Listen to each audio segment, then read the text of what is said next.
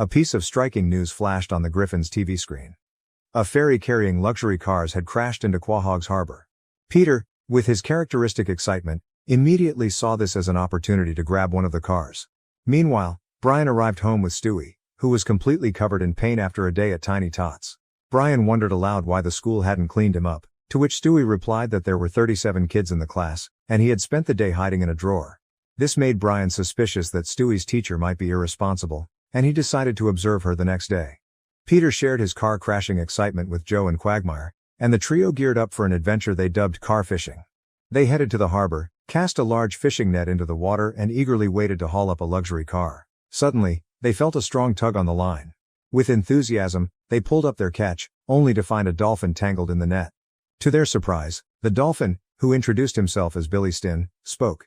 Billy mentioned that there was indeed a pile of Mercedes cars resting at the bottom of the harbor and offered to help fish one out for them. The trio was thrilled, and when Billy returned with an authentic Mercedes emblem, Peter was so delighted that he told Billy he could ask for anything in return. The next day, Brian visited Stewie's classroom to see if his suspicions were correct.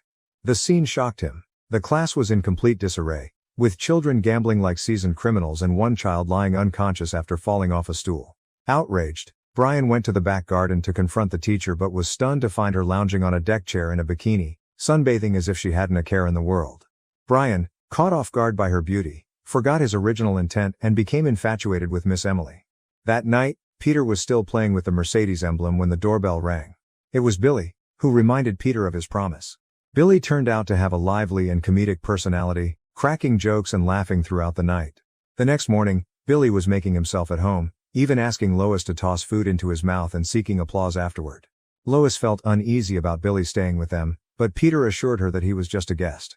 At Tiny Tots, Stewie witnessed a bizarre event. A homeless man kidnapped a baby, leaving Stewie in shock. Meanwhile, Brian went to the school hoping to see Miss Emily, but she was nowhere to be found. Stewie, frustrated, confronted Brian, reminding him of his promise to speak to the teacher. However, Brian, blinded by his infatuation, defended her.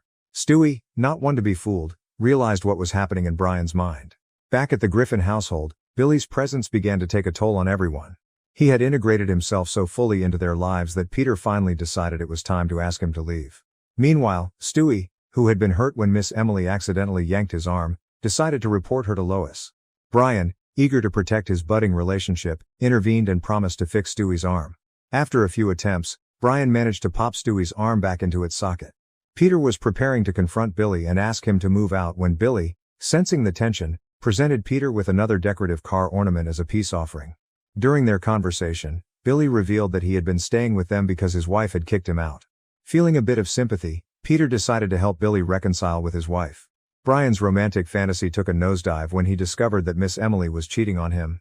The situation spiraled out of control, and Brian was ultimately arrested for mistreating the kids after being falsely accused. As chaos continued at Tiny Tots, Lois decided to intervene, ensuring Stewie's safety and well-being. Peter, determined to help Billy patch things up, facilitated a heartfelt reunion between Billy and his estranged wife.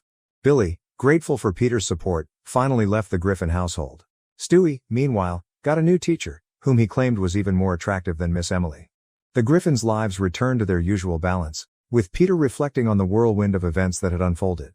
The adventure had brought moments of hilarity, confusion, and chaos, but it was clear that life in Quahog never stayed ordinary for long.